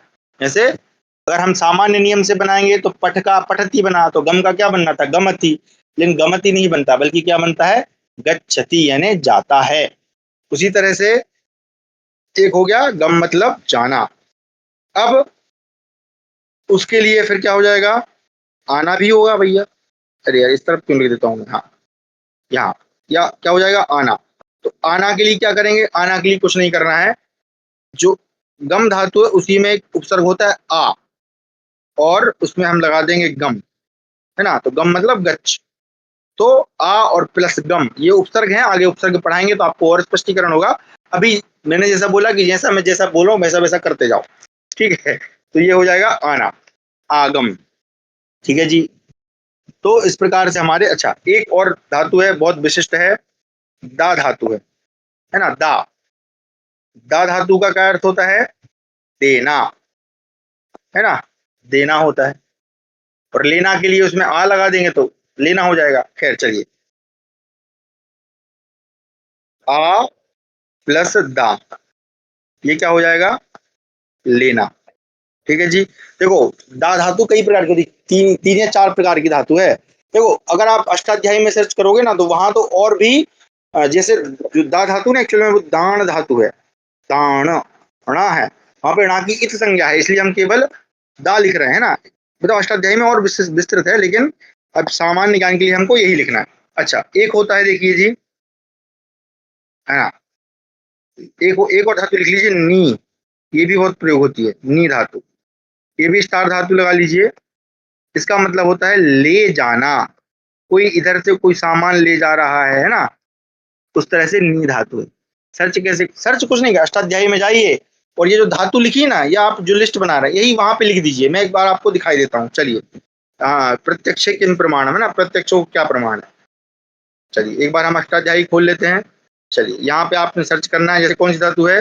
नी धातु। नी लिख दिया, सर्च, ये आ गई नी। देखो मूल धातु क्या है? णी है। है ना। प्रापणे भवादिगण की है उभयपदी, अभी आपको उभयपदी ये सब समझाऊंगा। इसका मतलब क्या होता है, प्राप्त होना या ले जाना या पाना। और इसके रूप कैसे बनते हैं, नयति नयता नयंती, है ना। और ये आत्मनेपद में भी आत्मनेपद, और ये अभी बताऊंगा आपको, लेकिन अभी हम लिस्ट बना रहे हैं, ठीक है। तो ये इस प्रकार से नी धातु आ गई आपकी, ये इसका लट लकार है ना। नी यहाँ पे लिखा, ये इस प्रकार से जैसा लिखा है वैसा सर्च करना है ना, बस इतना से, बहुत सरल सा काम। तो ये कुछ धातुएं हो गई होंगी, 20-25 तो हो गई होंगी जी। कितना कोई बता दे कितनी लिस्ट हो गई हमारी, हो गई होंगी 20-25, 1 2 3 4 5 6 7 8 9 10, हाँ ऐसी हो गई। कितनी होंगी कोई बताएगा, कितनी धातु हुई हमारी, 24, हाँ बहुत बड़ी। एक आध और बता, अच्छा ये 23-24 भाई, ये गड़बड़ घोटाला मत करो यार। परफेक्ट बताइए, अरे कोई कह रहा 25-23, संख्या गड़बड़ लिखी आप लोगों ने। चलिए कोई बात नहीं, एक बार मिला लीजिए, है ना, शुरू से बोलता हूँ। संख्या गड़बड़ है मतलब काम गड़बड़ है। चलिए बोलता हूँ मैं शुरू से, है ना, मिलाइएगा। पठ पढ़ना, खाद भोजन करना या खाना, स्ना स्नान करना, दही दही ध्यान करना, पा ब्रैकेट में पिव पीना, भज भजना, धाव दौड़ना, लिख, हाँ लिख का हिंदी अर्थ है लिखना, है ना, लिखना। चलिए फिर पूजय, पूजा करना, है ना, इसका मैंने हिंदी अर्थ नहीं लिखा, लिख लीजिएगा। पूजा करना, पूजन करना, भगवान की पूजन करना। पच, हाँ इसका हिंदी अर्थ होगा पकाना, कोई भी चीज पकाना, पच। फिर अगली है क्रीड और खेल, ये दोनों एक में ही आती है ना, हैं दो अलग अलग, लेकिन आप गणना दो ही करिएगा। दोनों का अर्थ क्या होता है, खेलना। फिर है यज, यजन, यजन मतलब यज्ञ इत्यादि करना, यजन करना। फिर है स्था, ब्रैकेट में तिष्ठ बैठना, और उसी प्रकार से उत प्लस स्था उठना, बैठना उठना। क्री करना, कोई भी काम करना, दुनिया के जितने काम है सब क्री में जाते हैं। वध बोलना, कथय कहना, स्वप, स्वप का हिंदी अर्थ होता है सोना, है ना, नींद लेना। गम जाना, इसका ब्रैकेट में लिखा है कच्छ। फिर आ प्लस गम आना। फिर अगली ये गम अलग है और आगम अलग है ना जी। दा देना, आ प्लस दा लेना, ये दोनों अलग अलग हैं। और अंत में है नी ले जाना। इस प्रकार से टोटल कितनी हो गई भैया, अब मिलाइए जरा। हाँ 24 की सरकार ज्यादा दिख रही मेरे को। हाँ 24-25 के लग, एक आध दो और बता दो कोई काम, उसको भी लिख ही लेते हैं। हाँ अभी क्यों मेरे मस्त, हाँ 24 हो गई। चलिए एक एक और बता दीजिए, 25 ही कर लेते हैं। एक कोई और काम बता दीजिए जो आप लोग करते हैं, हाँ सुबह से शाम तक जो जो काम करते हैं। शोधन है, शोधन करते हैं आप। शोधन का मतलब होता है खोज करना, है ना, अनुसंधान जिससे बनता है। शुद्ध धातु है व्यायाम करना। हाँ तो व्यायाम, व्यायाम के लिए अलग से कोई धातु नहीं है, वो क्री में जाता है। मेरे 23 के 23 अध्ययन, अध्ययन वही पढ़ने में आ गया। अध्ययन के लिए भी अलग से आ प्लस धी धातु के साथ टहलना। हाँ इसको टहलना को अपन ऐसे कर सकते चलना, है ना, चलना घूमना। हाँ ये आए ना कुछ शब्द, बहुत बढ़िया। मतलब आप लोग काम करते हैं। हाँ ये दो, अब एक के बदले दो मिल जाएंगे आपको, एक के साथ एक फ्री, है ना, ऑफर चल रहा है। तो घूमने के लिए होता है अट धातु, कौन सी होती है, अट। अट का मतलब होता है घूमना, ठीक है जी। अब ये दो प्रकार का घूमना होता है, अभी बताता हूँ। एक तो लिख लो अट, और एक होती है भ्रम, है ना। एक होती है अट, एक होती है भ्रम। इसका मतलब भी होता है घूमना। अब आप कहेंगे गुरु जी क्या चक्कर है, तो अट होता है घूमना, मतलब चलना फिरना, इधर उधर जाना, है ना, ठीक है, मतलब टहलना जिसको कहते हैं घूमना। और एक भ्रम का मतलब क्या होता है, गोल गोल घूमना, है ना, भ्रमण करना। एक भ्रमण करना भी इसी से बनेगा, वो भी टहलने में जाता है। लेकिन भ्रम, भ्रम मतलब जैसे पंखा गोल गोल घूम रहा है, तो वो भ्रम है। ये गोल घूमना लिख सकते हैं आप इसमें, गोल घूमना, है ना। हालांकि दोनों अर्थों में प्रयुक्त होती है। ये हो गए दो अट। अच्छा मारना, हाँ ये जरूरी है। अब जो होमवर्क नहीं करेगा उसको मार पड़ेगी। ताड़ धातु है, ताड़ का मतलब होता है मारना। अच्छा मारना भी दो प्रकार का होता है। ताड़ ये किस किस मारने में होता है, किसी को थप्पड़ मार दिया, कोई डंडा उठा के मार दिया, ये वो वाला मारना है। और एक मारना होता है जान से मारना, है ना। तो उसके लिए कौन सी धातु है, हन धातु है। हन मतलब हत्या कर देना। और ये विशिष्ट धातु है, ये महाविशिष्ट धातु है हन। ये तो बहुत खतरनाक धातु है ना। हन जैसे राम ने रावण को मारा, तो हन धातु लगेगी वहां पे। तो हन मतलब जान से मार देना, मृत्यु, इसको हम लिख सकते हैं मृत्यु, है ना, समझने के लिए। अच्छा मार कूदना, हाँ बढ़िया, बहुत बढ़िया। कूदना के लिए लिख लीजिए कूर्दय। हाँ, कूर्द मूल धातु कूर्द है, लेकिन हम कूर्दय लिखेंगे क्योंकि वहां पे या लगता है। तो कूर्दयति ऐसे रूप बनेगा, कूदना। चलिए भैया, अब फांदना मत बोल देना, एक ही बात है, कूदना फांदना। चलिए, हंसना, हाँ ये हुई ना बात, हंसना। हंस भी रहे हैं, रो भी रहे हैं। हंसना, हंसना, हंस धातु क्या हो जाएगा, हंसना। बहुत बढ़िया। तो रोना भी ले लेते हैं, इसके लिए आती है रुद। रुद है ना, रुद में स्टार लगा लीजिए, हंस में स्टार मत लगाइए, क्या हो जाएगा, रोना। बहुत बढ़िया। और दो चार पांच काम आ गए, पीटना। हाँ, पीटना वही ताड़, ताड़ में आ गया, पीटना है ना, मारना पीटना, और पीटना वही है। इसको मारने की जगह पीटना लिख दीजिए, है ना, थपड़े आना किसी को। हाँ जी। अब कोई बच्चा नहीं करता तो मैं दे देता हूँ। हाँ, पटकना, तोड़ना, अच्छा वाह। तोड़ना के लिए त्रुट धातु है, ताड़ना, फिसलाना, फूंकना। हाँ, इसमें फूंकना के लिए अच्छी धातु है, देखिए ये खतरनाक खतरनाक गाना। हाँ, ये हुई ना कुछ बात। अब आपके लूसीफर जी के विचार मुझे बड़े खतरनाक लग रहा है, ठीक है। देखिए, इसलिए मैं आप लोगों से पूछ रहा हूँ ना। हाँ, गाना, गाना के लिए धातु है गई। क्या है, गई धातु, स्टार कर लीजिए, गाना, ठीक है। ये तोड़ना फोड़ना ज्यादा करते हैं। हमारा एक मित्र था, उसको जब भी पूछो ना कि तुम क्या बनोगे, तो वो कहता था मैं आतंकवादी बनूंगा, है ना, बड़ा मजेदार था। उड़ना, हाँ उड़ना के लिए, हाँ ये भी लिख लीजिए, उड़ना के लिए अच्छी धातु है उड्डय। उड्डय है ना, उड्डय, उड्ड धातु है मूल। या मैं इसलिए लगा रहा हूँ ताकि आपको शब्द रूप बनाने में या धातु रूप बनाने में समझ। उड्डय मतलब उड़ना, हवा में उड़ना, है ना, हनुमान जी उड़ के गए थे ना, वही। पीस डालना, अरे बाप रे, पीस डालना, इसकी धातु मेरे दिमाग में नहीं है जी, क्षमा करें, आप लोग सर्च करिएगा ना, पीस डालना के लिए कौन सी धातु है, पीस डाल कौन सी होगी यार, क्योंकि मैंने भी बहुत दिनों से अभ्यास नहीं किया, ठीक है जी। चलिए, हो गई 30 के आसपास पहुंच गई हैं, है ना। और क्या क्या बचा था, चलो इतनी बहुत है ना, इतनी इतने में हम बहुत कुछ पार पा जाएंगे। वैसे तो हमको 250 करनी है, तो 250 की लिस्ट आपसे बनवाएंगे। तो अब ठीक है जी, अब आपका गृह कार्य थोड़ा बढ़ गया है ना, बढ़ गया इन द सेंस, ये इसको मैं 1 हफ्ते का समय दूंगा आपको, क्योंकि बहुत लंबा चौड़ा काम है। इसमें आपको करना क्या है, आप सभी को जो जो बिना स्टार वाली धातुएं है ना, जो बिना स्टार वाली धातुएं हैं, या अगर स्टार वाली हैं तो भी कोई समस्या नहीं, आपको क्या करना है, इन सभी धातुओं के लट लकार का एक वचन यहाँ पे लिखना है। एक वचन क्यों लिख रहे हैं, ताकि आपको याद जाए कि इसका रूप कैसे बनता है। एक बार आपसे बन गया। और हाँ, स्टार वाली जरूर सर्च करिएगा, क्योंकि जब तक आप स्टार वाली सर्च नहीं करेंगे तो आपको पता नहीं चलेगा इसके रूप कैसे बनते हैं, ठीक है जी। तो आपको खाली सर्च करना है और उनको पढ़ना है।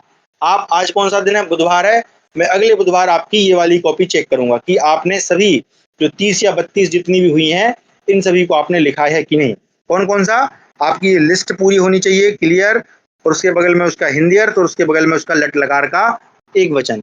ढोल गंवार शूद्र पशु नारी सकल ताड़ना के अधिकारी। हाँ, वो ताड़ना वहां पे मारने अर्थ में भी है, और लेकिन वहां जो ताड़ना है वो हिंदी का ताड़ना है, संस्कृत का नहीं है। पीस डालना को गूगल पे पिष्ट, हाँ वो पिष्ट धातु है, पिष्ट उसको बोलते हैं ना। मैं जानबूझ के नहीं बता रहा हूँ क्योंकि इतने खतरनाक शब्द बताने की, है ना। पिष्ट एक शब्द बनता है, पिष्ट, पिष्ट का मतलब होता है पत्थर, है ना। तो हाँ, समपिष्टा, पीस डालना है ना। हनुमान, हनुमान जी ने पीस डाला था। वो इतने खतरनाक खतरनाक शब्द, वो क्या करना, आप किसको पीस रहे हैं भाई, तो उसको छोड़ छोड़ दीजिए ना। पिष्ट शब्द बनता है पिष्ट धातु से, ठीक है जी। कभी कभी समझ जाइए कि गुरु जी उसको अवॉइड कर रहे हैं, ठीक है, चलिए।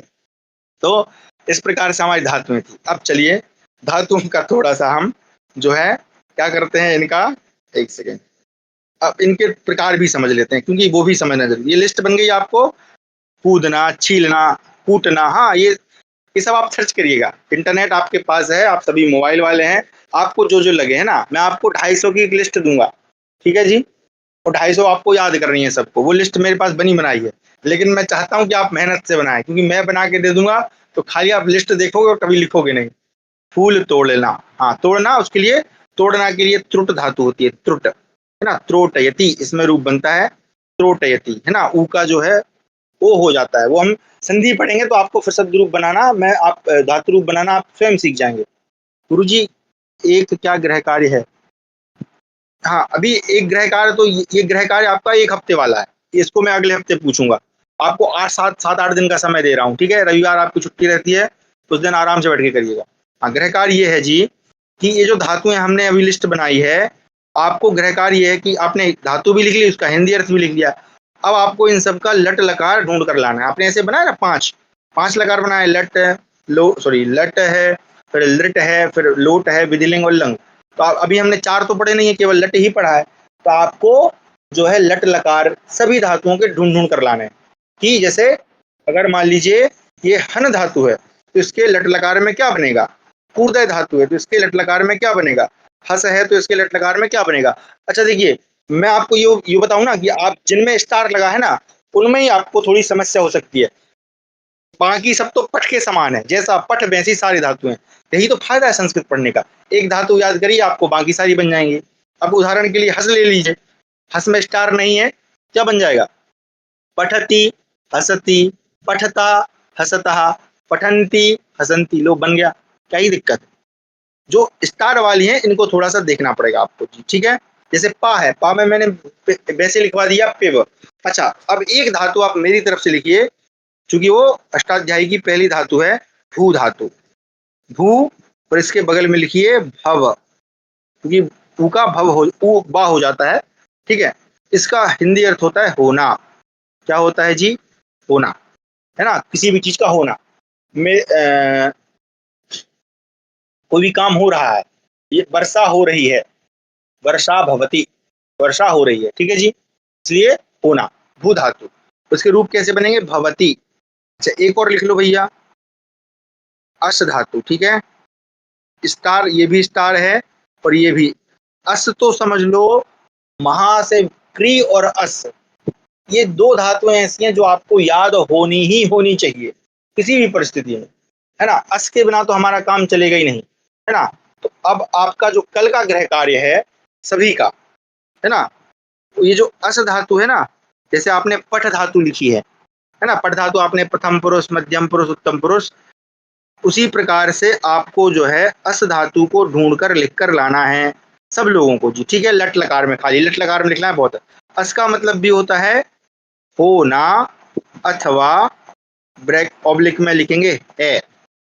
अस का मतलब होता है मेरे पास पेन है, मेरे पास टैबलेट है, मेरे पास मोबाइल है अस धातु। अब आपका कल का ग्रह कार्य ये है कि आप सभी जो है अस धातु के लट लकार के सारे रूप लिख कर लाएंगे। तो कल हम इसको पढ़ेंगे और उसको याद करेंगे, है ना जी। नहीं, सबकी सारणी पट की तरह सबकी नहीं बनानी है, सबकी नहीं बनानी है। सबका सारणी ये बनाना, जो भी मैंने बताया ना सारणी, ये वाला, ये सारणी बनाना है आपको। ये वाला कहाँ गया? ये इस तरह का सारणी बनाना, ये इसको सारणी। पट धातु के जैसे तो हमको 2 4 5 धातुएं जिनको लिखना है, लिखना भी नहीं है, खाली समझ लो कि एक पट लिख ली, एक अस लिख लो, बस ये 2 हो गए। 2 में आपका काम चल जाएगा। ज्यादा होगा तो क्रियोल लिखा देंगे 3, बस इससे ज्यादा नहीं लिखनी। बाकी सब तो आप स्वयं बना लोगे, है ना। 1 2 याद कर लो, बाकी तो ऑटोमेटिक याद हो जाएंगे, कोई टेंशन ही नहीं है। स्टार इसलिए लगा दिया मैंने क्योंकि जब हम प्रत्यय पढ़ेंगे तो वहां स्टार ही काम आएगा। और स्टार इसलिए क्योंकि इनके रूप थोड़े अलग बनते हैं, तो इनको क्या करना पड़ेगा, स्टार धातुओं को आपको अलग से पढ़ना पड़ेगा। मतलब कि आप जैसे स्ना धातु है, तो इस स्ना को आप पढ़ जैसे नहीं बना सकते हैं, स्ना थोड़ी अलग बनेगी, इसलिए मैं तीता अंति नहीं लगाता हूँ। उसी तरह से देखिए, तो धई धातु है, धई, तो यहाँ पर अलग रूप बन, ध्यायति, ध्यायतः, ध्यायन्ति, है ना, इस प्रकार से रूप बनेंगे, थोड़े अलग बनेंगे। तो यहाँ तो लट लकार तो समझ में आता है, लेकिन जब हम लंग लकार, लोट लकार, विधिलिंग लकार पढ़ेंगे तो वहां तो हमारा दिमाग ही घूम जाएगा, तो समस्या हो जाएगी, ठीक है जी। इसलिए आपको जो जो स्टार धातु है इनको अलग से पढ़ना पड़ेगा। बाकी तो आप बिना स्टार वाली तो ऐसे ही बना लोगे, जैसे पट बनेगा वैसे ही सारी धातु बनेगी, ठीक है जी। तो ये हमारी धातुएं थी। अब आपको जो मैं बताने वाला था फटाफट बता देता हूँ, नहीं तो फिर वो समय निकल जाए। देखिए, अब जो धातु है ना, ये कितनी है? लगभग 2000 धातु। महर्षि पाणिनि जी ने इन सभी को 10 गणों में, इनको हम गण कहते हैं, यानी 10 प्रकार के, 10 अध्याय आप कह सकते हैं, 10 आप कह सकते हैं कि 10 उसके पार्ट्स हैं, इन 10 गणों में बांटा है। अब जैसे कि हम पठ धातु बनाते हैं, और आपको मैंने बताया था कि धातुओं में जो है प्रत्यय लगते हैं। कौन से प्रत्यय लगते हैं? तिंग प्रत्यय, है ना। याद करिए, सुप तिगंतम पदम। तो सुप तो आपने पढ़ लिया, लेकिन तिंग नहीं पढ़ा है। तो अब तिंग क्या है उसको पढ़ते हैं, चलिए पहले एक बार तिंग देख लेते हैं, फिर आपको पठ का बताऊंगा, है ना। चलिए, ये है तिंग प्रत्यय। तो देखिए, धातु जो है सेकंड, इसको हम थोड़ा नीचे ले आए। आ जाइए भाई साहब इधर। अरे भैया थोड़ा नीचे आओ, इधर ही बस, ठीक है। तो देखो धातु जो है ना दो प्रकार की होती हैं, एक होती है परस्मैपदी और एक होती है आत्मनेपदी, ठीक है। अब इसमें क्या अंतर है देखिए, इसके अंतर को समझने के लिए आप ऐसा समझें कि आप एक्टिव वॉइस और पैसिव वॉइस पढ़ते हैं, ठीक है जी। तो वही अंतर है, परस्मैपदी जो है वो एक्टिव वॉइस के लिए प्रयोग की जाती है और आत्मनेपदी जो है वो इसके लिए प्रयोग की जाती है, पैसिव वॉइस के लिए, यानी थोड़ा सा अंतर है। इसको सरलता से मैं इस प्रकार से बताता हूँ कि भैया देखो, जो सामान्य सरल भाषा है, जो गांव की भाषा है ना, जो सब लोग समझते हैं ना, आसानी से समझ जाते हैं, वो परस्मैपदी और आत्मनेपदी थोड़ा घुमा के, है ना। हमारे यहाँ एक कहावत है कि भाई कान चाहे इधर से पकड़ो चाहे घुमा के पकड़ो, बात वही है ना। तो एक्टिव वॉइस पैसिव वॉइस में यही तो होता है कि बात तो वही कह रहे हैं लेकिन थोड़ा अलग तरीके से कह रहे हैं, है ना। तो वही बात है यहाँ पर, परस्मैपदी सामान्य वाक्यों के लिए, आत्मनेपदी थोड़ी विशिष्ट वाक्यों के लिए, विशिष्ट रचना के लिए। तो ये आत्मनेपदी भी हमको पढ़ना है, सारे लकारों का तो नहीं पढ़ेंगे लेकिन एक लकार का जरूर पढ़ेंगे, ठीक है जी। अब जो 2000 धातुएं हैं इनको महर्षि पाणिनि जी ने 10 गणों में विभाजित किया है। तो 10 गणों में विभाजित करने का एक कारण है, क्योंकि इतनी सारी धातुएं हैं और इन सबसे रूप कैसे बनाएंगे तो समस्या हो जाएगी भैया। तो वो जैसे मान लीजिए अब क्या करते हैं वो, कि जो सबसे पहले मान लीजिए पठ धातु है ना, इसको ही ले लेते हैं पठ धातु। तो पठ धातु में हम, अब देखो इनको तिंग क्यों कहते हैं वो भी समझ लो। तो ये टोटल 18 प्रत्यय होते हैं, जो धातुओं में प्रत्यय लगते हैं वो कितने होते हैं, अरे भैया यहीं समझ जाओ, हाँ कितने प्रत्यय होते हैं, 18 प्रत्यय होते हैं। कौन कौन से, ज्ञान के लिए है। प्रथम पुरुष, मध्यम पुरुष, उत्तम पुरुष दिख रहा है आपको। तो प्रथम पुरुष में तिप तस जी, मध्यम पुरुष तिप थस थ, मिप वस मस। उसी तरह से आत्मनिपति में ता आताम झ, ठास आठाम ध्वम, इट वही महिंग। अब महिंग तक अगर आप देखो वही प्रत्याहार वाली विधि, तिप का ले लीजिए ती और महिंग का ले लीजिए ज्ञा, तो क्या हो गया, तिंग। तिंग मतलब ये जो टोटल 18 प्रत्यय सारे आ गए। इन 18 प्रत्ययों से ही 10 लकार के, अब आप समझें कि जैसे पठ धातु है और इसका कितना 10 लकारों में कितने रूप बनेंगे, 10 गुणा 9, 90 रूप। 90 रूप इन्हीं प्रत्ययों से बनते हैं। केवल एक धातु, इतना सा शब्द है पठ, उसके 90 रूप बना दिए, ठीक है जी। अच्छा, अब एक और इनका एक और प्रकार होता है धातुओं का, वो कौन सा प्रकार होता है उसको भी समझ लें। देखो कुछ धातुएं तो ऐसी होती हैं जो नित्य परस्मयी पदी, यानी वो हमेशा ही परस्मयी पद होती हैं, वो कभी आत्मनेपदी नहीं बनती, उनका प्रयोग केवल परस्मयी पद में होता है। उसी तरह से कुछ धातुएं ऐसी होती हैं जो नित्य आत्मनेपदी हैं। नित्य आत्मनेपदी मतलब वो हमेशा आत्मनेपद ही रहती हैं, वो कभी परस्मयी पद नहीं बनती, ठीक है जी। लेकिन कुछ धातुएं ऐसी होती हैं जो उभयपदी होती हैं। उभयपदी का मतलब क्या हुआ कि कुछ धातुएं ऐसी हैं, सॉरी को मिटा देते हैं, थोड़ा गलत लिख दिया, हाँ अरे भैया उभयपदी। तो कुछ धातुएं ऐसी होती हैं जो उभयपदी, उभयपदी का मतलब हुआ कि वो परस्मयी पद में भी बनती हैं और आत्मनेय पद में भी बनती हैं, ठीक है जी। जैसे कि मान लीजिए भू धातु है, तो भू धातु हमेशा क्या होगी, परस्मयी पदी होगी। उसी तरह से एक धातु आती है सेव धातु, सेव का मतलब होता है सेवा करना, यह हमेशा क्या होगी, आत्मनेपदी होगी, नित्य आत्मनेपदी। लेकिन अगर हम बात करें दा धातु की, या सॉरी दा धातु की नहीं करें, कथय धातु की कर लेते हैं, कथय कथ धातु की, तो ये परस्मयी पदी भी है और आत्मनेपदी भी, यानी इसके रूप यहाँ भी बनेंगे और यहाँ भी बनेंगे। जैसे अभी आपको दिखाया था मैंने नी धातु, तो नी धातु भी कैसी है, उभयपदी है, उसके रूप परस्मयी पद में भी बनते हैं और आत्मनेपद में भी बनते हैं। तो अब आप समझ जाइए कि एक धातु है, ये जो है नी धातु, इसके कितने, जैसे पट धातु के कितने बनेंगे, 90 बनेंगे, तो इसके कितने बनेंगे, 90 दूनी गुणा कर दीजिए 180।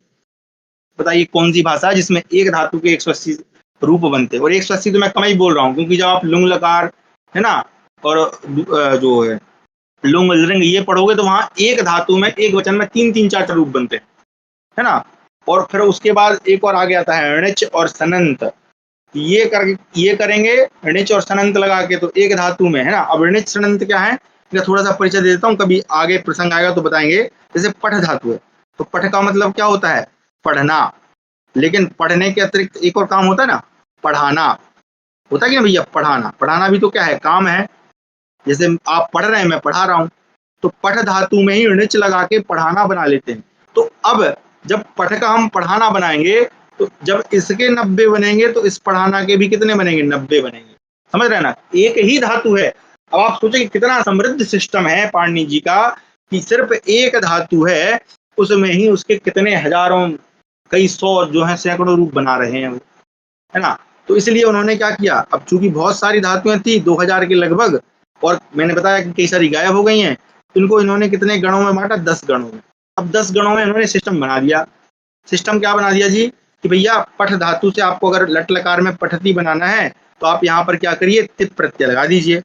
और अब यहाँ पर क्या होता है कि एक आगम होता है ना, एक और आगम, एक शब्द का आगम होता है जिसको हम कहते हैं सप, ये विकर्ण कहलाते हैं, या आप प्रत्यय ही समझ लें सरलता के लिए। जैसे ये तिप प्रत्यय, वैसे ही सप भी एक प्रत्यय, मतलब प्रत्यय तो नहीं कहते, लेकिन इनको एक विकर्ण कहते हैं या एक आगम शब्द कहते हैं। अब पठ प्लस सप प्लस तिप बराबर जब बनाएंगे तो बन जाएगा पठती। तो ऐसे ही 10 गणों में, तो उन्होंने क्या करा कि धातुओं को, जैसे मान लीजिए उदाहरण के लिए क्या करा उन्होंने, कि जैसे 10 गण हैं, भुवादि 10 गण हैं, उनके नाम भी हैं, सर्च करेंगे तो आपको मिल जाएंगे। तो कुछ धातुएं, जैसे मान लो भुवादि गण है, तो उसमें कुछ 100 धातुएं डाल दी, दूसरे नंबर वाले गण में 500 डाल दी, तीसरे नंबर वाले में 50 डाल दी, किसी में 4-5 ही रखी, ऐसे करके टोटल 2000 उन्होंने बंटवारा कर दिया। और अब बता दिया कि भैया इसमें ये वाला विकर्ण लगेगा, इसमें ये वाला लगेगा, इसमें ये वाला लगेगा, इसमें ये वाला लगेगा। तो आपके जो धातु रूप हैं वो ऑटोमेटिक बनते चले जाएंगे। तो ये इतना समृद्ध सिस्टम है पाणिनि जी का, ठीक है। ये हमारे ज्ञान के लिए है। कभी आपको अगर लगे, अगर इन सबको जानकर आपके मन में ये इच्छा जागृत हो रही हो कि मैं भी अष्टाध्यायी का अध्ययन करूं या लघु सिद्धांत कौमुदी पढ़ूं, तो जरूर पढ़िएगा। चैनल में आपको बता चुका हूं, चैनल है, अगर आपको नहीं बताया तो दोबारा सुन लीजिए। चैनल का नाम है सरल संस्कृत व्याकरण, है ना। अगर आपको नहीं बताया, यूट्यूब पे सर्च करेंगे, हिंदी में लिखिएगा सरल संस्कृत व्याकरण, ठीक है जी। ये हमारे सीनियर भाई साहब हैं, नाम भूल रहा हूं मैं, अरुण जी हैं। जब मैं संभवतः बीए फाइनल ईयर में था, तब ये पीएचडी कर रहे थे। दर्शन शास्त्र के बहुत बड़े विद्वान हैं, और व्याकरण के भी बहुत बड़े, इस समय अयोध्या में है। इस चैनल का नाम है सरल संस्कृत व्याकरण। लाइव अभी इस समय अष्टाध्यायी पढ़ा रहे हैं लाइव डेली। लेकिन मैं आप लोगों को सजेशन ये दूंगा, अष्टाध्यायी पढ़ने से पहले एक बार आप लघु कौमुदी जरूर पढ़ें, क्योंकि लघु कौमुदी जो है वो अष्टाध्यायी में क्या है, पाणनीय प्रवेशाय है। याद करिए, आपने एक श्लोक का वर्ण विच्छेद किया था, नत्वा सरस्वतीं देवी, लघु सिद्धांत कौमुदी का क्या है, मंगलाचरण है, नत्वा सरस्वतीं देवीं शुद्धां गुण्यां करोम्यहम् पाणनीय प्रवेशाय। पाणनी के प्रवेश के लिए लघु कौमुदी पढ़ना परम आवश्यक है, क्योंकि आज के समय में हम गुरुकुल पद्धति से तो पढ़ने से रहे।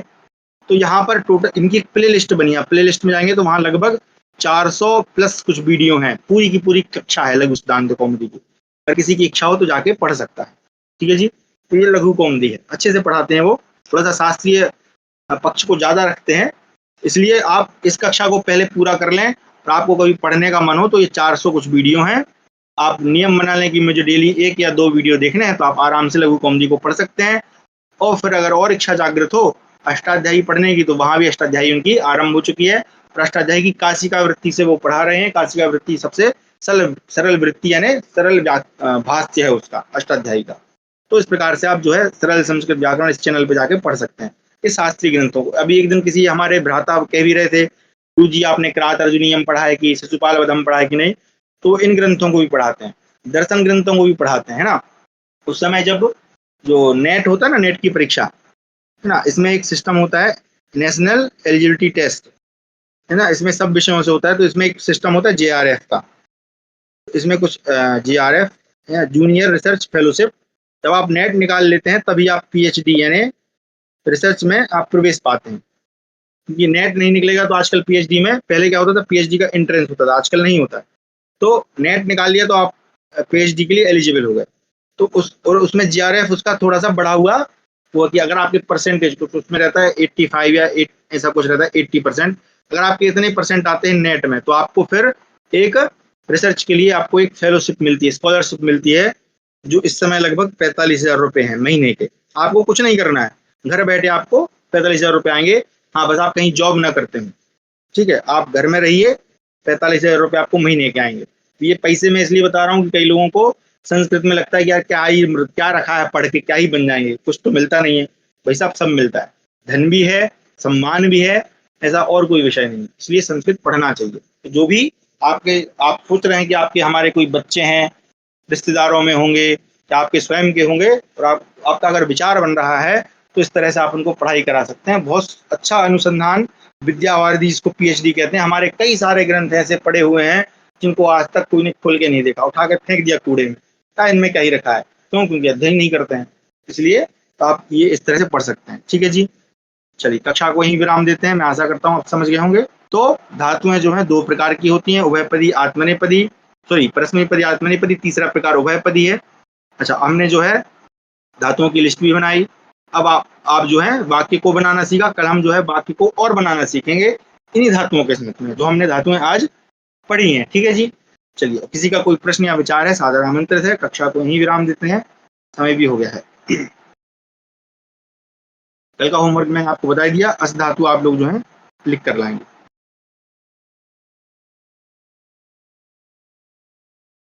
अच्छा, किसी का कोई प्रश्न या विचार? क्षमा करें जी, कोई बात नहीं। अच्छा, होमवर्क को लेकर देखिए एक बात है, हमारे गुरुजी बोला करते थे कि बेटा जिस दिन का होमवर्क है ना उसी दिन कर लो। क्यों? क्योंकि तुम एक दिन अगर छोड़ोगे तो फिर दूसरे दिन वो डबल हो जाएगा, तीसरे दिन उससे ज्यादा, चौथे दिन, हफ्ते भर, महीने भर, साल भर में फिर पूरा ग्रंथ ही बन जाता है। इसलिए जो जिस दिन मिला उस दिन करते जाओ। कल का होमवर्क क्या? कल का होमवर्क है अस धातु। अस धातु को आपको, जैसे आपने पठ के रूप लिखे ना, ऐसे अस धातु के लट लकार के रूप आपको लिख कर लाने सबको। ठीक है, और एक हफ्ते का गणकार आपको मैंने बता ही दिया कि अगले हफ्ते ये सारणी हम चेक करेंगे आप सबकी। ठीक है जी, और कोई डाउट? अस धातु कहाँ सर्च करेंगे? अष्टाध्यायी में जाकर अष्टाध्यायी में लिख दीजिएगा अस, आपको मिल जाएगी। ए एस अस लिखेंगे, संस्कृत की वो डाउनलोड कर लीजिएगा, आपको अस धातु मिल जाएगी सीधी सीधी।